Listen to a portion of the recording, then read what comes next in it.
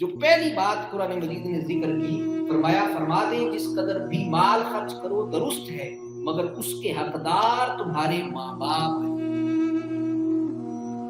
انفاق فی سبیل اللہ کے زمرے میں اللہ رب العزت نے اس چیز کو، اس حقیقت کو بیان فرمایا کہ بندہ مومن اہل ایمان ان کے لیے ذمہ داری ہے کہ وہ اپنے والدین کے اوپر خرچ کریں۔ ایمان سے بتائیے، آج ہر کوئی نیکی کرنا چاہتا ہے، ہر کوئی اللہ کی راہ میں خرچ کرنا چاہتا ہے، مگر والدین کی ضروریات اور والدین کے معاملات اور جو والدین کے حقوق ہیں یا ان کی زندگی کی ضروریات ہیں، اس کی پرواہ اور فکر ہماری سوسائٹی اور معاشرے میں کتنی رہ گئی۔ تو بوڑھے ہو گئے، ہم ان کی ضروریات کیا ہے؟